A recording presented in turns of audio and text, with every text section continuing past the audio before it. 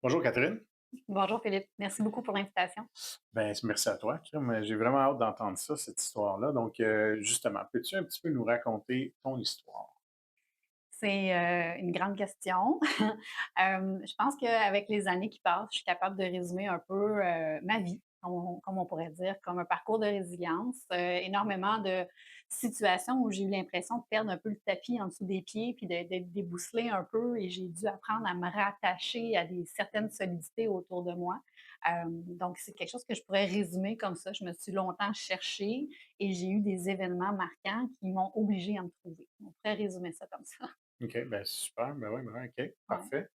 Donc, si on commence du début, mettons, là, un petit peu peut-être ton éducation, ton background, puis après ça, Ouais. voir. Ouais. Ben, en fait, je suis la plus jeune de 3 filles. J'étais dans une famille, aisée, à vue, tout est beau, tout est normal, tout va bien. J'allais à un collège privé. Tout se passait intérieurement où est-ce que je me sentais différente. Je me sentais pas à ma place nulle part. Je connaissais aucunement mes forces. Je me sentais à l'extérieur de tous les groupes ou de toutes les étiquettes possibles, donc très différente, mais j'en parlais pas. Donc, je me fondais dans la masse. Je OK, parlais pas beaucoup. On m'oubliait, OK, vraiment. OK. Je passais un petit peu sous silence. Puis quand est venu le temps de faire des choix, en quoi j'allais étudier, ben, j'avais juste un point d'interrogation devant moi parce que justement, je me reconnaissais pas de nulle part. OK. Je m'étais pas découverte du tout, du tout, du tout. Donc, j'ai étudié en plein de choses qui font peut-être pas de sens quand on les regarde séparément, mais qui, ultimement, ont fait beaucoup de sens. Mais j'ai fait un début de parcours en technique d'archives médicales parce que j'avais une OK. curiosité pour l'aspect biologique, mais j'avais zéro intérêt pour l'aspect légal. OK. Donc, j'ai pas OK. terminé. J'ai fait un DEP en fleuristerie. Encore là, Ah, j'avais wow. aucun talent, mais vraiment, là, c'était désastreux. Je brisais toutes les fleurs. Je suis pas de manuel. Par contre, j'ai découvert un certain intérêt pour comment tenir une boutique de fleuriste. Ça, il y OK. avait un aspect de OK. cours là-dessus. Fait qu'avec les années qui ont passé, j'ai découvert Un petit aspect que gestion. ouais, un petit côté qui m'intéressait là. J'ai étudié un peu en design intérieur encore là. Je sais pas, tu sais, j'allais à droite, à gauche. Tu cherchais. Ouais. Exactement. Puis à un moment donné, j'ai fait, bon, je vais aller sur le marché du travail, je vais aller expérimenter les choses parce OK. que je sais pas où est-ce que je peux aller au niveau des études. Et c'est là que je me suis mis les deux pieds dans des commerces. Donc, j'ai travaillé dans des commerces de détail et rapidement, ça m'intéressait. Je voulais comprendre les choses. Donc, je passais assistante gérante, gérante. J'ai formé des gérants. Je suis allée travailler dans les centres de distribution de ces magasins-là. Donc, j'ai comme rapidement fait un peu l'entrepreneur pour aller toucher à plein de choses. Puis j'ai fait, ah mon Dieu, je trouve ça le fun de comprendre comment ça fonctionne, tout ça. Mais c'était pas nécessairement un calling in life non plus. Tu sais, je me cherchais quand même, je me sentais pas tout à fait à ma place dans aucun poste. Je butinais dans les différents postes, justement. Puis là, je me suis dit, c'est important pour moi, là, j'étais dans la vingtaine, c'est important pour moi de trouver un sens à tout ça. Tu Ouais. sais. Quelque chose qui te passionne, qui te motive. Ouais, ouais. Puis c'est là qu'à un moment donné, j'ai dit: «Ben, qu'est-ce qui m'intéresse?» J'ai eu des animaux toute ma vie, toute ma jeunesse. OK. Puis je me suis dit: «Ben, le domaine de la santé animale, ça m'intéresse». Donc oui, l'aspect encore là biologique, médecine un petit peu, mais avec les animaux, tiens, je vais tenter ma chance de ce côté-là.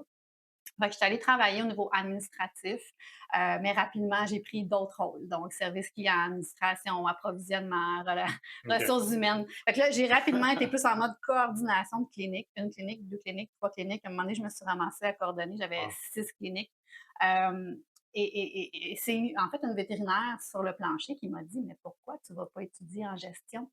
Tu as assurément une force, un intérêt à comprendre comment les entreprises fonctionnent». Donc, ben, je remercie cette, personne-là parce que, hein, tu sais, c'est ça, c'était dans le cadre de porte entre 2 chirurgies. Elle m'a lancé ça pendant qu'elle était concentrée sur d'autres choses Ouais. et ça a changé tout le parcours de ma vie parce que Cette personne-là a vu en ouais. toi quelque chose que même toi, peut-être, tu tu pas réalisé. Puis Absolument ouais, pas. ouais, Puis ouais. c'est OK. vraiment elle qui m'a donné le petit coup de pouce. En fait, j'avais pas de diplôme au cégep, mais ce que j'ai appris, c'est que je pouvais quand même m'inscrire à l'université. Donc, je suis allée étudier au HEC. J'ai étudié en administration, en gestion d'entreprise. Puis là, j'ai fait OK, parfait, c'est bon, tout ça m'intéresse. Puis quand je ramenais ça sur le milieu du travail, parce que rendu là, j'avais atteint d'autres postes dans d'autres niveaux de centres de distribution pan-canadien et tout. Je ramenais ce que j'étudiais au HEC dans le marché du travail, mais ça ça marchait pas. Ça fonctionnait pas, tu sais. Moi, j'avais ma grande volonté de bien faire les choses selon les meilleures pratiques, mais Ouais. après ça, sur le terrain, c'était pas ma place, c'était pas mon rôle, ça dérangeait, c'était pas le temps. Heu, La ouais, réalité qui frappe, là, c'est ouais, un peu certaines ouais, ouais, confrontations dans ouais. tout ça. Puis là, ben, tu sais, tout ce que je raconte, c'est au niveau professionnel. C'est sûr que pendant ce temps-là, il est arrivé des choses dans la vie, personnelle aussi, mais si je continue sur la branche professionnelle pour le moment, c'est qu'à un moment donné, je me suis retrouvée encore une fois à dire: «Ben, tout ça fait pas de sens pour moi» parce que j'ai gravi certains échelons, j'ai eu de l'expérience, puis je comprenais plus pourquoi nécessairement je faisais tout ce travail-là, même si le milieu m'intéressait. Je voyais tellement de choses qui n'avançaient pas. Je voyais tellement de choses lourdes, pesantes, qui rendaient des clients insatisfaits Au et qu'on niveau de la n'arrivait pas à changer sur le terrain. ouais, OK, au niveau de la business ou peu importe Oui, où tu étais, là. OK, OK, exact. OK. Puis moi, c'est là que j'ai découvert vraiment que j'accordais une grande importance à faire en sorte que par ce que j'observe et ce que je vis sur le terrain, je peux apporter des solutions concrètes, je peux faire évoluer les choses. Et c'est là que j'ai remarqué à quel point j'étais malheureuse parce que j'arrivais pas à faire évoluer les choses sur OK, le OK, terrain. OK, OK. Puis là, ben, la vie m'a menée à vivre une première expérience entrepreneuriale à ce moment-là, OK. qui est un autre volet. Mais tout ce parcours-là, en fait, ça a été une grande quête, une identité, de se connaître, de se On comprendre. parle parce que là, c'est ça, là, c'est un résumé bien, Ouais, bien ouais, ouais, ouais. mais on parle de combien d'années à peu près, là? Ça, Tout ça un peu, là? oui, ça, c'est ben, c'est jusqu'à 30 ans à peu près. OK, fait quand Ouais. même un bon, OK. Fait qu'une fois fini l'école, là, le cégep, ces choses-là, après ça, l'université, les travails, tout ça, fait qu'un bon, 10-15 ans, là, à peut-être, là, Oui, chercher, puis pas trop, puis essayer, puis oui, oui, puis le réel déclencheur, en fait, c'était, là, je parle plus à l'âge adulte, mais tu sais, le déclencheur à l'âge adulte, c'est quand j'ai eu mes enfants. J'ai 2 enfants à besoins particuliers. Ça a été évidemment extrêmement difficile dans les premières années et j'essayais de travailler moins pour être plus présente, d'avoir un horaire plus flexible OK. pour les rendez-vous, médicaux, les suivis et cetera. Et j'y arrivais pas. Et c'est dans cette période-là où, j'ai eu à avoir une chirurgie. Il y a eu des complications à la chirurgie. J'étais sur le point de retourner au travail après, mon deuxième congé de maternité. Je trouvais encore une fois pas ma place sur le marché du travail. J'avais découvert des choses à propos de moi, mais j'avais l'impression que je n'étais pas capable de les mettre à profit dans les entreprises. Donc encore une fois, je me recherchais. Je dis encore une fois parce que je pourrais revenir sur comment ça s'est passé avant, mais tout ça pour dire que c'était un moment très difficile et à cette période-là, j'ai répondu à un sondage. Euh, J'avais une jeune mère dans ma région qui faisait un projet pour un MBA, qui voulait démarrer un centre d'amusement familial avec OK. des services aux familles. Puis j'ai fait comme moi, ça m'intéresse ce projet-là. Je pense que c'est ça que je dois faire. Tu sais, c'est vraiment de prendre ma volonté de faire évoluer les choses sur le terrain, ma compréhension des entreprises. Je vais vivre une première expérience entrepreneuriale de cette façon-là. Mais tu sais, il faut savoir qu'avant tout ça, j'ai travaillé dans le commerce du père de ma meilleure amie là, quand j'avais comme 13, 14, 15 ans, là, avant que OK. ce soit légal. Ouais, ouais. J'avais travaillé dans un commerce, puis tu sais, je trouvais ça fascinant de le voir, pouvoir avoir un impact direct sur sa clientèle, décider de changer les affaires de place, changer ses prix, faire des forfaits, tu sais. Je trouvais ça super intéressant et avec le recul, je me suis dit, waouh, moi aussi, je peux faire ça. Pourquoi j'ai pourquoi je me suis sentie interpellée pour ma première expérience d'entreprise dans le domaine de la famille? C'est que, dans mes quêtes identitaires, début vingtaine, j'ai je me cherchais tellement. Ça a été tellement difficile, ça a été tellement lourd de ne pas me sentir à ma place nulle part. À un moment donné, ça a tombé évidemment, là, j'étais en surpoids, j'avais plus de but dans la vie, j'avais pas d'amis, pas d'activité. À un moment donné, j'ai arrêté de travailler parce que j'avais juste plus l'énergie, plus l'intérêt non plus. J'avais évidemment des pensées suicidaires aussi dans cette période-là. Ça a été très lourd, très pénible. On parle de 2001. Puis, c'est dans cette période-là que j'ai appris le décès de ma sœur. Donc, j'étais la plus jeune de 3. OK. Ma sœur Geneviève était celle du milieu. OK. Donc, elle s'est enlevée la vie. Elle s'est enlevée la vie dans une période où est-ce que je pensais moi-même le faire aussi. Ah, Donc, OK. ça a été évidemment un événement marquant, un événement déclencheur aussi. j'ai vécu ces funérailles, en fait, comme si c'était les miennes. Wow. C'est très, très ancré en moi. Je le vis encore régulièrement. Ça a été, très difficile. Évidemment, j'ai tout vécu ça en silence. Personne n'était au courant autour de moi que c'est Ouais. ça que je vivais à l'intérieur. OK. Mais ce que ça l'a généré, c'est que cette période de vie-là, extrêmement difficile, m'a permis de décider, en fait, de tenter ma chance au jeu de la vie. C'est souvent comme ça que je le dis parce qu'à ce moment-là, je me sentais dans un cul-de-sac. Moi, OK. je voulais en finir, Ouais, ouais. mais je venais de vivre ce que ça fait quand on en finit. J'ai vu l'onde de choc que ça crée autour de soi, puis je fais comme: «Ben non, je veux pas leur faire vivre ça, Mmh. puis je veux pas leur faire vivre ça une deuxième fois». Fait que c'est comme devenu un impasse. C'est comme si ma sœur m'avait fermé la porte à cette OK. possibilité-là, tu sais. OK. Wow.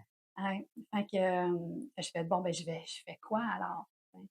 Hem, puis j'ai commencé par une consultation à un médecin, à dire oui à essayer une médication pour, les Très bien. antidépresseurs Ouais. alors que j'avais dit non plusieurs fois avant. OK. Commencer à ressortir de chez moi un peu, marcher 5 minutes à l'extérieur. J'avais une peur incroyable du jugement des autres. J'étais Ouais. en surpoids, j'avais pas de but dans la vie, j'avais l'impression que tout le monde me regardait. Ça a été une période extrêmement difficile. Mais pour moi, hem, tout le développement des liens familiaux et le risque de perdre des liens familiaux, heu, a propulsé que quelques années plus tard, j'ai décidé d'embarquer dans ce grand projet-là pour que mes propres enfants aient une relation tissée serrée avec OK. moi. Ouais, ouais, ouais. Fait que ça a un lien pour moi, il y a un lien direct entre les 2. Fait que cette période de vie-là était extrêmement difficile, mais très marquante. Elle m'a propulsée à reprendre, un peu le pouvoir sur ma vie, à expérimenter la vie et quelques années plus tard, c'est ça qui m'a donné l'appel, en fait, pour mon premier projet d'entreprise. C'est à dire: «Et si je prenais cette histoire-là et que je m'en servais comme moteur, hem, pour mettre tous ces efforts-là?» Parce qu'on va se le dire, là, bâtir un nouveau projet d'entreprise de zéro, bâtir Ça quelque prend chose, ouais, ouais. Ça c'est prend de l'effort. Ouais. c'est énormément Mmh. d'efforts. Donc c'était basé là-dessus. C'était basé sur ma force intérieure de dire: «Moi, je veux que mon unité familiale soit tissée serrée, qu'elle soit solide». J'ai fait donc ce projet d'entreprise-là, ça a pris 2 ans à monter parce que OK. j'avais pas les ressources financières pour faire ça, mais c'était pas une question de est-ce que je peux le faire ou pas, c'était quand et comment je vais le faire. Ouais. Parce OK. que c'était viscéralement important pour moi.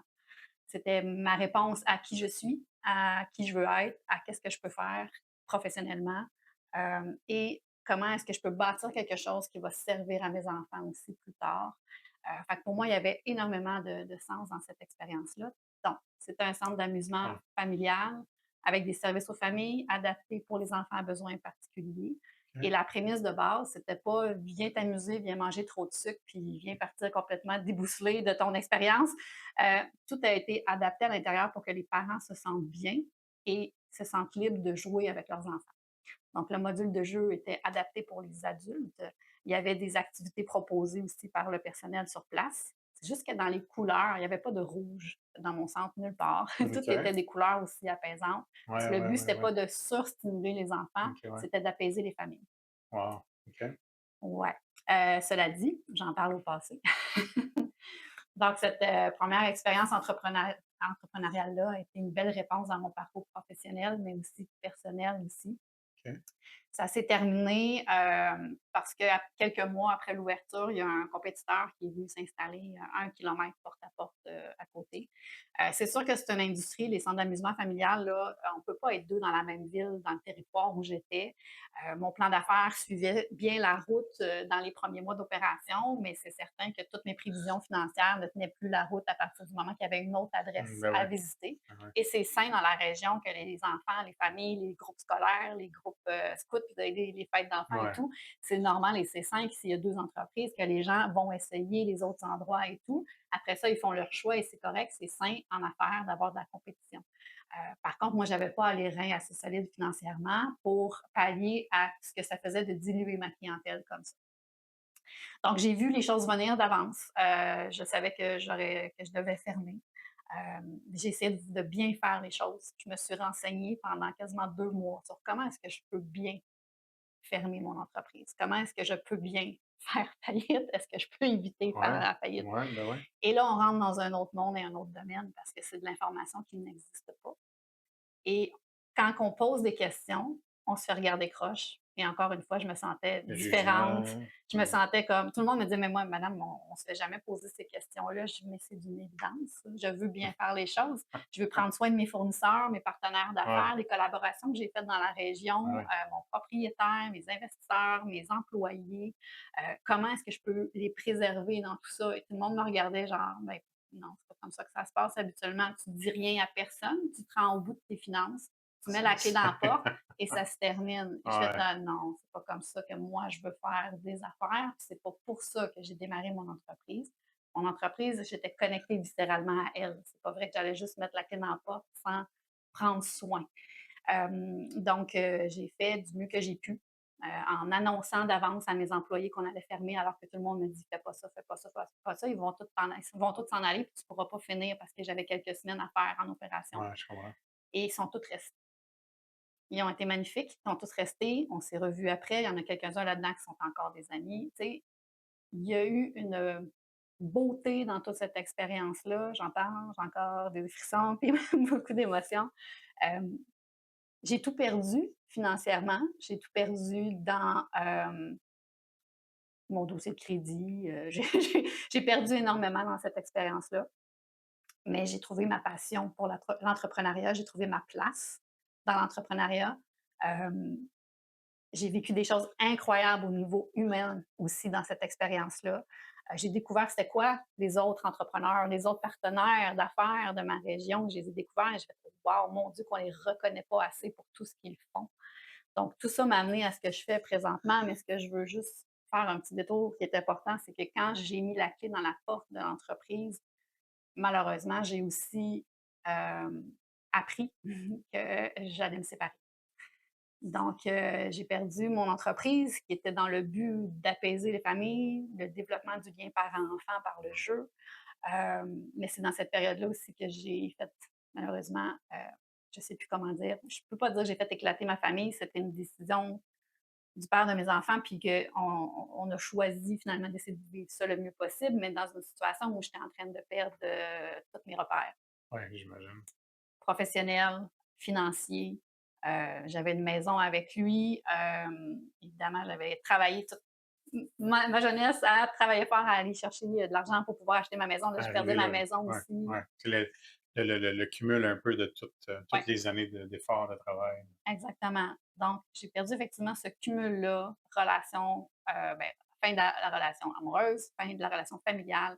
J'avais 2 chiens et un chat. C'est moi qui ai toujours aimé les animaux. J'avais 2 chiens et un chat dans cette famille-là, dans cette maison-là, que j'ai dû aussi me départir. Pas me départir, mais je veux dire, j'ai dû déménager. Et dans ma région, trouver un logement où on peut avoir des chiens, c'est une autre histoire. Ouais, Ça serait le titre de notre podcast.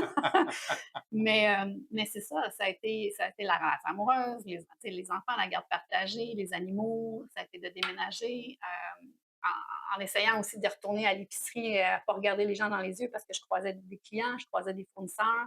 Ça a été extrêmement difficile. Puis suite au déménagement, il y a eu un dégât d'eau dans mon logement. J'ai dû redéménager aussi à peine quelques mois après, le temps des travaux, et revenir à la maison avec 2 enfants à besoins particuliers qui avaient besoin de stabilité, qui venaient de perdre tous leurs repères également. Toute cette période-là s'est passée dans 8 mois, là. Et ça m'a fait revenir un peu au point où j'étais quand j'ai perdu ma sœur. J'ai l'impression que c'est des étapes de vie où on doit activer de la résilience, mais c'est au moment où on en a plus besoin de résilience qu'on a moins d'énergie et de perspective pour le faire. ouais, Et ces 2 éléments, ces 2 événements marquants dans ma vie qui ont vraiment permis de propulser quelque chose de complètement différent par la suite. Si c'était pas arrivé comme c'est arrivé avec ma sœur, j'aurais pas vécu toute la suite. Même chose, c'est incroyable ce qui est arrivé suite à la fermeture de mon entreprise, ma séparation, et cetera. Évidemment, je cherchais mes repères. J'étais allée me faire tatouer un vœu pour me dire: «Je vais trouver la suite». Fait que je me suis fait tatouer ça sur le corps pour m'assurer de le voir à tous les jours, parce que c'est pas vrai que j'allais retourner dans le même état où j'étais, avant que ma sœur décède. Donc wow! moi aussi je prends mon souffle. Si je peux revenir un petit peu Ouais, en arrière sur ton histoire, euh, c'est vraiment c'est incroyable. Je pense que c'est des choses que veux pas, c'est pas des choses que tout le monde va vivre naturellement, mais je pense qu'il bon, on a tous des embûches, des choses qui arrivent des fois. Je me demandais quand que ta sœur est décédée, puis que là, tu as décidé, toi, ce que je comprends, c'est que tu as décidé de donner le tout pour le tout. Un peu, tu as dit, gars, j'ai plus rien à perdre, puis tu t'es lancé. Euh, c'est quoi, est-ce que c'est le décès de ta sœur qui a propulsé ça, ou est-ce qu'il y avait, il y a quelque chose d'autre en quelque part qui fait comme. Eh ben, je comprends que le décès de ta sœur, comme tu dis, ça a fermé la porte au suicide, peut-être, parce que tu as vu l'impact que ça a fait. ouais, Mais il y a quand même une marge, je crois, peut-être que je me trompe, mais entre, tu sais, on ferme la porte au suicide et tout ça, puis on se lance full pin de l'autre côté dans ouais, let's go. Bon, puis je me demande un petit peu là-dedans, le cheminement est. ouais. euh, Ben, je suis vraiment contente que tu me poses la question parce que ça va me permettre aussi de tout de suite faire le lien avec quand j'ai perdu mon entreprise, ma maison, ma famille, mes enfants. OK. Heu, j'ai fait le même processus, en fait. Hem, c'est que, tu sais, l'image que j'ai utilisée au début de dire j'ai eu l'impression dans ma vie des fois qu'on m'enlevait le tapis en dessous des pieds, c'est que quand tu perds pied, tu as l'impression que tu es en chute libre, ton premier réflexe humain, c'est de t'accrocher à quelque chose autour de toi. Ouais. Puis je trouve que moi, je vois la chance qu'on a dans ce temps-là parce que tu as pas le choix de t'accrocher à quelque chose. Fait que ça te donne l'opportunité d'aller voir qu'est-ce qui est solide autour de moi, à quoi je peux m'accrocher. OK. Puis c'est un réflexe naturel, là. C'est comme: faut que je m'accroche». Ouais. Donc je me suis posé ces questions-là dans ces 2 moments-là, tu sais, par rapport à quand ma sœur est décédée. C'est tout ce qu'on m'avait recommandé qui me parlait pas et que je voulais pas. Je me suis dit: «Tiens, ben, eux sont là. Je me sens toute seule, mais eux sont là». Là, je parle ici, tu sais, ben oui, tu sais, un médecin, un psychologue. J'avais pas beaucoup de communication avec ma famille, j'avais pas beaucoup d'amis, peut-être un coloc plus ou moins présent, tu sais, mais c'est comme je me suis accrochée à: «Qu'est-ce qu'eux me disent?» J'ai commencé à m'ouvrir à ça. Ah OK, ben, fait que là, petit pas, tu sais, sortir comme je disais, sortir de chez nous 5 minutes, prendre de l'air, recommencer à travailler, se faire des routines quotidiennes, essayer de faire des meilleurs choix au niveau de l'alimentation parce que je comprends maintenant à quel point ça peut nous mener bas au Mmh. niveau de l'énergie. Fait que Ouais. c'est ma compréhension de la somme de plein de petites choses qui ne nous tentent pas dans la vie, là. Ça ne nous tente pas d'aller dehors, des fois, ça ne nous tente pas de bien manger, ça ne nous tente pas de voir du monde, ça ne nous tente pas de travailler, ça nous tente. Ben là, je me suis dit, ben, je vais aller travailler, je vais voir du monde, je vais prendre mes antidépresseurs, je vais bien manger. Fait que ça m'a donné le coup de pouce de faire comme ça me tente pas, mais je vais le faire parce que je vais laisser une chance pour voir s'il y a vraiment quelque chose qui se passe après qu'on fasse ça. Et c'est quand j'ai commencé à retrouver un peu plus d'énergie, un petit peu plus de clarté, un petit peu plus de ah, je suis capable maintenant d'aller sortir dehors, faire face aux gens, ça va bien. Éventuellement, je suis allée jusqu'à m'inscrire à un gym. OK. Là, on parle de plusieurs mois là, Ouais, et de j'imagine. travail sur Ouais, soi, de ouais, ouais, ouais. consultation, de la thérapie, de la psychologie, du coaching. Ça demande un travail. Mais c'est ça les baby steps, c'est ça les prochaines étapes. C'est qu'à un moment donné, tu fais comme OK, pourquoi je vais à un gym? Avec tous les inconforts que ça procure. Euh, je le fais pour un but plus grand. Je le fais parce que ça va aller me chercher une meilleure posture, plus de force, plus de solidité. Ça va m'aider à aller chercher une meilleure énergie. Ah, ça va me donner plus confiance quand je fais des choses qui me sortent de ma zone de confort. Je ne serai pas dans une énergie basse avec une faible estime. Je vais avoir un certain niveau de confiance parce que j'ai été aller chercher cette énergie-là. Donc, c'est sûr que c'est des mois de travail, c'est pas des quick fix, c'est pas prends ça, ça va régler tout. C'est la somme de plein de petits efforts. Et c'est un peu ce qui m'est arrivé aussi dans la deuxième phase, si je peux dire, que je racontais, c'est que quand j'ai eu l'impression de tout perdre et de repartir à zéro après énormément d'efforts à construire mon entreprise, ma famille, ma Ouais. maison, etc., je me suis dit, ben, c'est quoi les petits pas que je peux faire présentement qui ne me tentent pas? OK. Je répète, qui ne Ouais. me tente pas, mais que je sais qu'il peut possiblement me mettre dans un engrenage qui va m'amener là où je veux. Wow. OK. Donc, c'est là où je me suis fait tatouer pour me rappeler de continuer d'avancer. Le tatouage, c'est un point virgule pour ceux qui connaissent. OK, ouais. Il y a une philosophie au niveau du point-virgule pour dire que c'est l'auteur qui décide de ne pas mettre un point à sa vie, mais qu'il y a une suite de l'autre côté. Euh, donc, c'est ça. Donc, je me suis dit, ben, ça va être quoi la suite pour moi? Je suis retournée travailler, je me suis trouvé un emploi après avoir été travailleur autonome, propriétaire de mon entreprise. Ça ne me tentait pas. Ouais, wow. Mais je savais que ça me permettait de payer ce que j'avais besoin de Ouais. payer, redorer un peu ma cote de crédit, etc. Mais ce qui est merveilleux là-dedans, là, puis c'est ça le message, c'est que ça ne me tentait pas, je ne savais pas où je m'en allais, j'avais pas d'énergie, j'ai réactivé, être un petit peu plus active pour essayer d'aller chercher l'énergie. Et ça m'a amené sur une aventure extraordinaire qui m'a amené où est-ce que je suis présentement, que j'aurais jamais pu deviner ou bâtir. Euh, Pendant que je travaillais, à pas vraiment avoir envie d'être là, il y a un entrepreneur de ma région qui m'a appelé, puis qui OK. m'a demandé: «Hey, tu viendrais-tu me donner un coup de main avec mon entreprise?» Là, j'ai fait: «T'as-tu vu la première page du journal local?» Là, ça avait fait la une dans les journaux locaux, là, faillite, avec 2 pages sur qui avait perdu de l'argent dans le projet. C'était pas le fun. Euh, J'imagine. mais tu sais, lui, il m'a dit: «On a vu ce que tu as bâti, on a compris pourquoi tu as fermé, puis comment tu le fais. Et ça, c'était beau et c'est tout à ton honneur et personne ne va te l'enlever. Il dit: J'aimerais ça que tu viennes me donner un coup de pouce, ta vision extérieure de mon entreprise, avec qui tu es.» Et ben, j'ai dit non. J'ai dit non peut-être 3 fois, là, mais il a insisté, puis j'ai fini par y aller. Et vraiment, ça a été genre, je me suis mis des lunettes fumées, là, c'était ridicule. Là. Tu sais, c'était comme, je voulais pas que personne me reconnaisse. Je suis sortie de chez nous, je suis allée me visiter dans son local.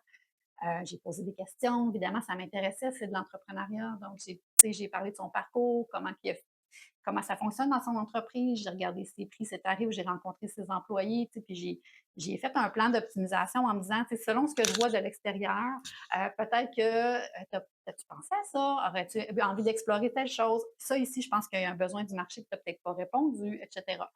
Et quelques mois plus tard, il m'a téléphoné pour me remercier. Et là, il y a quelque chose, il y a eu un déclic en dedans de moi là, qui a fait, oh mon Dieu, ça fait tellement de sens. Et si je pouvais accompagner des entrepreneurs avec leur entreprise, tu sais, les aligner au bon endroit, de pourquoi ils font ça, comment bien faire les choses, malgré que c'est Wow. tentant de tourner les coins ronds Ouais, souvent. ouais, ouais. Et j'ai dit, mais mon Dieu, qu'est-ce que j'ai fait pour toi? C'était quoi tout ça? Puis là, il m'a dit, ben, pour la première fois, je ne me sentais pas tout seul dans mon entreprise. J'avais l'impression d'avoir comme un bras droit à mes côtés, mais pour la stratégie du développement de mon entreprise. Fait que là, c'est né comme ça, bras droit stratégique. Fait que 1 an plus tard, après avoir mis la clé dans la porte de mon entreprise, après m'être séparée, après avoir essayé de trouver un équilibre avec mes enfants en garde partagée et tout, vraiment 1 an jour pour jour, j'ai officialisé mes services comme travailleur autonome, comme bras droit stratégique, comme consultante, OK. stratège d'affaires, avec mes couleurs à ma façon, pour aller au rythme que je veux, pouvoir faire évoluer la satisfaction des clients comme je veux, comme je le souhaite. Hem J'aurais jamais pensé faire ça un jour. Ça fait maintenant 7 ans que je fais ça. Ça m'a même amené à écrire un livre. C'est toutes des choses qui n'auraient pas été possibles si j'avais pas activé cette résilience-là dans un moment où j'avais pas envie de le faire. Ouais. Heu, mais je pense que c'est des événements marquants de la vie comme ça qui nous enlèvent. On a l'impression de perdre tous nos repères, mais je trouve que c'est le meilleur cadeau parce que c'est là qu'on s'oblige à trouver nos nouveaux repères. Puis c'est vraiment là que je trouve qu'on active quelque chose de nouveau. Il y a des belles choses qui arrivent. Wow. Je pense que j'aurais jamais pu prévoir ça, là, tu sais. Fait que, ouais. Wow, c'est inspirant ton histoire, je te jure. OK. Super. J'ai un autre en écoutant ça. Tantôt, tu as mentionné aussi le jugement. Ouais. Puis, tu as mentionné ça dans quand tu parlais du décès de ta sœur. Ouais. Puis par la suite, bon, au niveau de la faillite Ah, aussi et tout. tellement. Puis je pense que ça, je pense que c'est quelque chose qui est très humain, hein. On a tous un peu peur du regard de l'autre parfois. On se pose souvent des questions. Bon. Euh, donc, je vais toucher un petit peu là-dessus aussi Mmh. parce que justement, malgré la peur du jugement, puis là, ben, tu as réussi justement à te renouveler. On peut se dire ça, te renouveler ou te Mmh. trouver dans tout ça. Puis comment est-ce que, ça a été quoi ton processus par rapport au jugement? Parce que bon, je comprends bien, tu t'es forcé à faire des choses que tu voulais pas nécessairement faire pour justement te sortir un peu de ce que tu vivais, mais le jugement reste quand même. Oui. Puis, fait que là, ça me trottait un petit peu dans la tête c'est comment que tu as dealé avec tout ça? En toute transparence, j'ai pas fini de dealer avec ça. C'est omniprésent, c'est omniprésent. Je pense que je sais pas, je pourrais pas dire la source de tout ça, mais ce qui est sûr, ce qui est le plus aidant pour moi, c'est une notion d'intériorité, c'est mon discours interne, c'est qu'est-ce que je me dis, comment je me parle, face à ce que je pourrais percevoir comme jugement. Hem, je porte malheureusement encore quasiment quotidiennement attention à qu'est-ce que les gens peuvent penser. Je suis pas quelqu'un qui se fout de ce que les gens pensent. On dirait que continuellement, j'ai cette préoccupation-là. OK.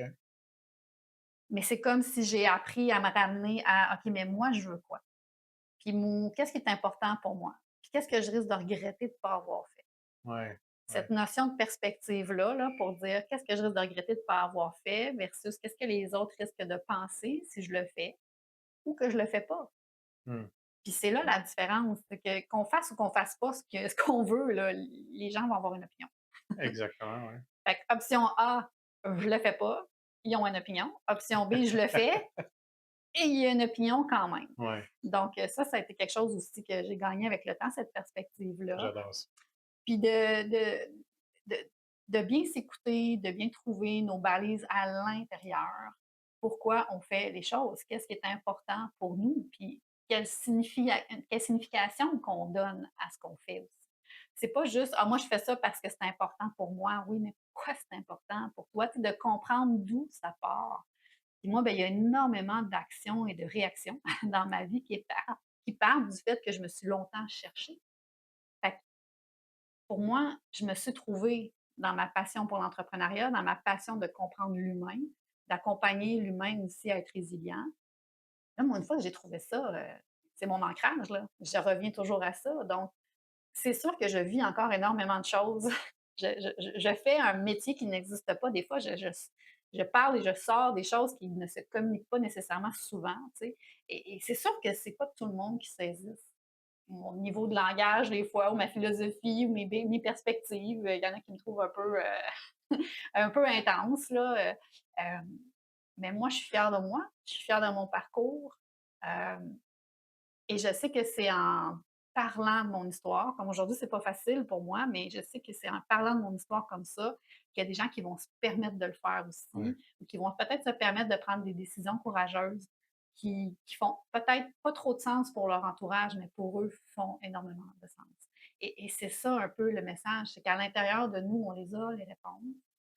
Et si on n'a pas les réponses, allons les chercher par l'expérimentation. Essayons des affaires. Ouais, Commençons par quelque chose. Si on ne sait pas par quoi commencer, bien, commençons par quelque chose qu'on se fait conseiller de quelqu'un de sage pour qui c'est une profession, ouais, qui ouais, savent ouais. qu'est-ce qu'ils conseillent.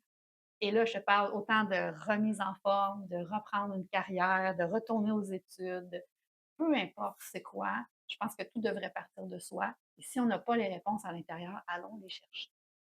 Je pense que ce qui est vraiment intéressant de ton histoire, c'est vraiment superbe, là, puis j'adore tout ce que tu mentionnes parce que c'est toutes des choses que j'entends souvent, puis puis une des choses que je vois beaucoup, c'est que les gens souvent ont peur. Les gens souvent ont peur d'essayer, ils ont peur de l'échec, donc ils ont peur d'essayer parce qu'il y a une possibilité d'échec.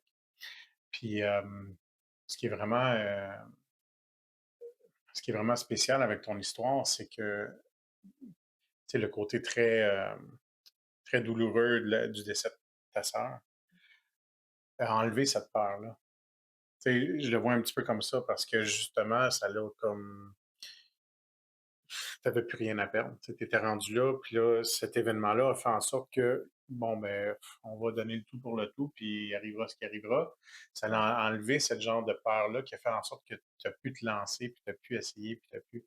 Mmh. Puis, fait que c'est pour ça que je trouve ça vraiment important ce que tu mentionnes parce que, effectivement, tu sais, je pense que on, il faut essayer dans la vie. Puis le jugement, si je reviens aussi là-dessus, ce que tu disais, c'est tellement pertinent parce que je crois aussi que souvent les gens vont juger ou on va penser que les gens jugent. Il y a toujours du jugement, ça, mais les gens vont penser parfois ou on va penser qu'on est jugé d'une certaine façon, puis souvent, c'est loin d'être le cas. Tu sais, où on se trompe totalement, où on est, tu sais. Fait que souvent, je pense qu'on amplifie tellement les choses nous-mêmes, tu sais? Fait que fait que je trouve ça génial ce que tu as mentionné, dans le fond, Oui, puis en même temps, amplifier nous-mêmes les choses puis les scénarios là, qu'on peut se ouais, faire, ouais, c'est le meilleur antidote à la peur. Dans le sens que quand tu as peur de quelque chose, tu regardes c'est quoi le pire qui peut arriver, là, la fameuse c'est quoi le pire qui peut arriver, mais explorons-le pour vrai. Prenons le temps. C'est quoi le pire qui peut ouais, arriver? Ah, je vais tout perdre. Ah, parfait, mais il arrive quoi si tu perds tout? on Tu sais, comme recommence. on explore jusqu'au Ouais, bout et même chose de l'autre côté. Il arrive quoi si tu le fais? Mais pour vrai, là, pas juste comme: «Ah ben, je vais être contente de l'avoir fait», mais quoi d'autre peut arriver après?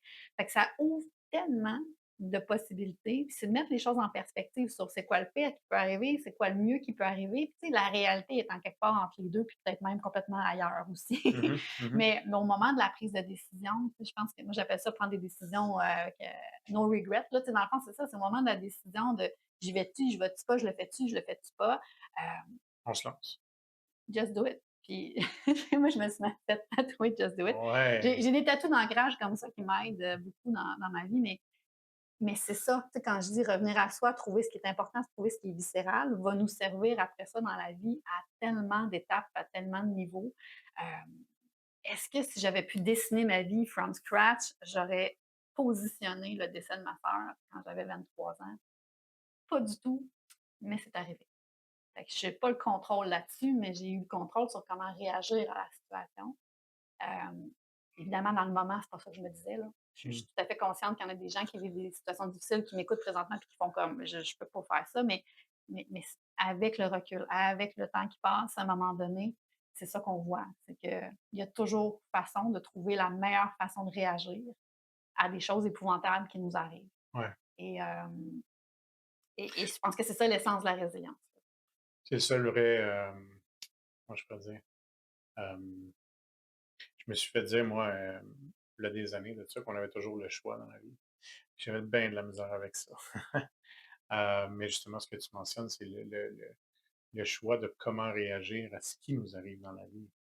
On n'a pas le choix sur, les événements et les choses qui vont arriver, mais bon, la façon qu'on réagit puis qu'est-ce qu'on décide de faire avec ce qui arrive, c'est ce qui va déterminer, la suite dans le fond, hein. Ouais.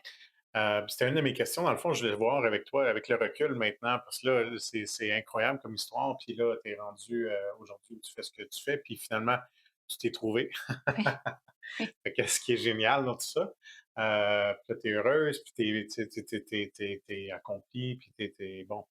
Fait qu'avec le recul, quand tu regardes un petit peu toute ton histoire, puis les choses qui sont arrivées et tout, tu vois ça un peu comment? Mmh. Ben, je suis très fière. Oui, j'ai un sentiment d'accomplissement, j'ai de la fierté, j'ai de la satisfaction.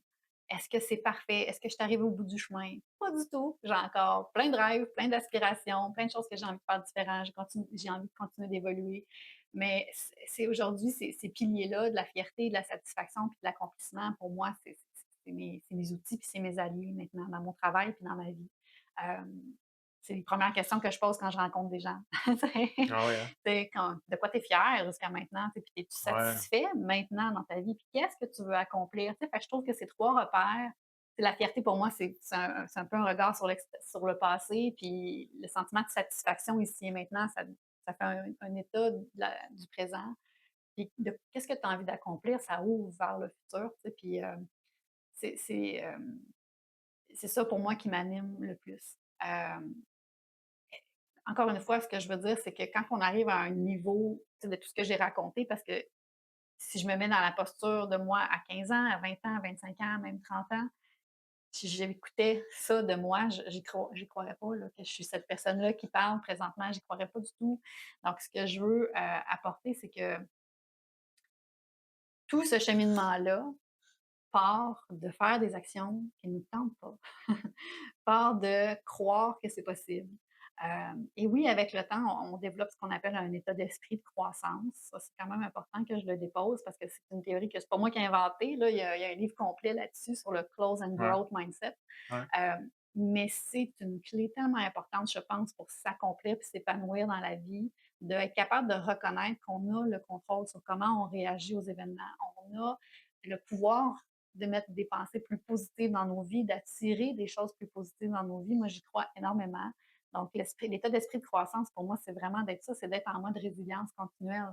Donc, on n'est pas en déresponsabilisation, on n'est pas en victime. Il arrive quelque chose, on peut prendre le temps de ressentir les émotions négatives que ça nous apporte, mais tout de suite, on est en mode, bon, mais qu'est-ce que j'apprends là-dedans? Qu'est-ce que j'ai à apprendre de là? Mmh. Qu'est-ce que je peux faire différemment pour Ouais, prévenir que ça se répète? Euh, Comment est-ce que je peux même aider des gens qui sont en train de vivre cette chose-là que moi aussi je suis en train de vivre? Comment est-ce que je peux transcender, on peut dire ça, cet événement-là pour ouais. dire ben, comment je vais m'en servir pour aider les autres qui vivent ce même événement-là?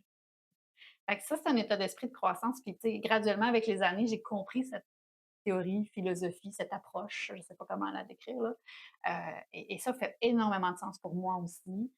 Puis je pense qu'il y a beaucoup de belles solutions aussi là-dedans. Encore une fois, c'est pas une solution magique. C'est pas tu vas pas bien, développe ton état d'esprit de croissance et tout va bien aller dans ta vie. Mais je pense que c'est un outil vraiment intéressant.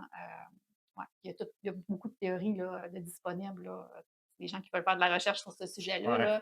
là, ouais. Fait que c'est vraiment un outil très aidant. Hem, je voulais te demander, qu'est-ce tu sais, dans les moments d'incertitude, dans les moments là, où au travers de ton parcours, là, est-ce qu'il y a une ou 2 choses en particulier qui a fait en sorte que tu es restée, forte ou que tu es restée tu sais, je pense à ton cheminement, là, tu sais, ça s'est fait au travers d'années.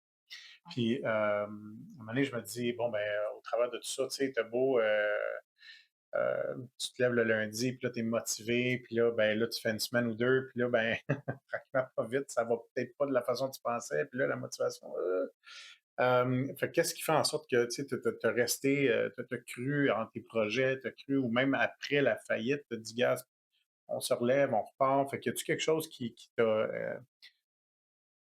quelque chose qui t'aide dans le fond à passer au travers de ces incertitudes-là ou, ces moments difficiles-là? Je ne serai pas très originale. Je pense que je vais répéter des choses que j'ai déjà dit. Hem, je regarde le pire scénario. Si je repère tout demain matin, qu'est-ce qui arrive? Je sais que je ne vais pas m'enlever la vie. Je repars de là. Je sais OK. que je peux reconstruire des saines habitudes, tranquillement, un pas à la fois. Je sais que je peux aller demander de l'aide et je sais qu'on peut se reconstruire. Tu sais, ma faillite puis mon dossier de crédit, là, ça a l'air superficiel comme sujet, mais ça parle fort. Tu sais, c'est 7 ans. C'est 7 ans pour s'en remettre. Ouais, Mais j'ai tout redressé en 2 ans. Pourquoi? Parce que j'ai posé des questions. Parce que j'ai été proactive à essayer de voir comment je peux mieux réagir à la situation. Puis il y a des façons de faire. Mais c'est que les gens ne sont pas informés. Fait que ça m'a pris 2 ans à tout enlever de mon dossier, à redresser le tout. Hem et donc au long de ton parcours, dans le fond, quand tu arrives à des genres d'impasse, des choses comme ça plus difficiles, ben, tu refais un peu ce topo-là, oui, je regarde c'est quoi le pire des scénarios, OK, OK, puis là, je dis pas comment je peux dire ça? Je veux pas que les gens aient le premier réflexe de dire: «Ben, et si je m'enlevais la vie?» C'est pas ça, mais c'est sûr que moi, c'est mon point de référence, de ouais, dire le plus bas que je me suis rendue dans ma vie, c'était c'est là, là, ouais, ouais, ouais, tu sais? ouais, Et j'ai réussi à reconstruire, qui m'a amenée ailleurs, qui m'a fait vivre d'autres expériences, qui m'ont ramené un sentiment similaire, mais qui m'a permis quand même de continuer à me rebâtir encore. Et à chaque fois que je me suis rebâtie, il y a eu une plus grande solidité intérieure parce que je gagnais en confiance sur le fait que, OK, peu importe les coups durs qui s'en viennent, j'en ai vécu d'autres. Puis je sais que c'est possible de s'en remettre.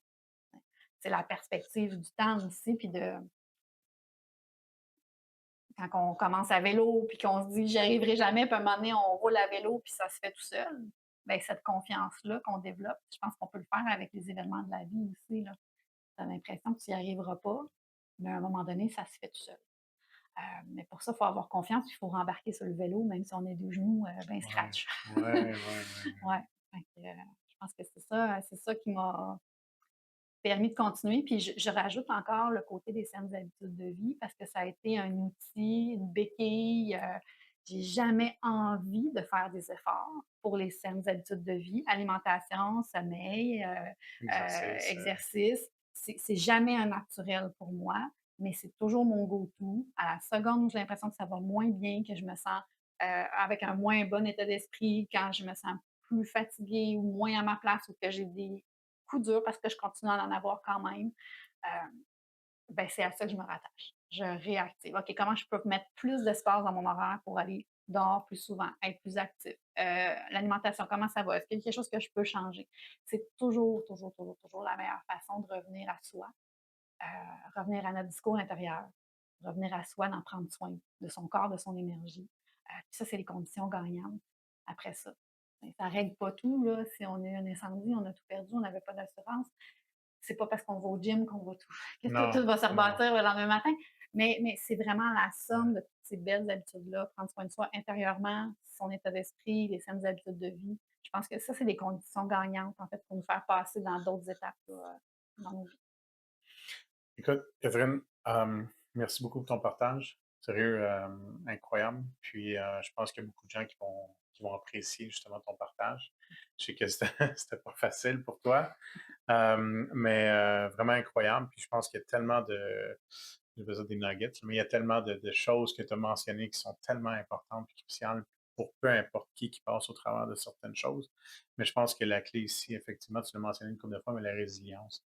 Je pense que tu l'as, puis bravo pour ce que tu as accompli, puis ton cheminement et tout, c'est juste incroyable. Puis d'avoir trouvé ta place justement dans ce monde, Ouais, c'est vraiment, vraiment génial. Donc, merci énormément, Catherine. merci à toi. Euh, Incroyable. Merci. Merci.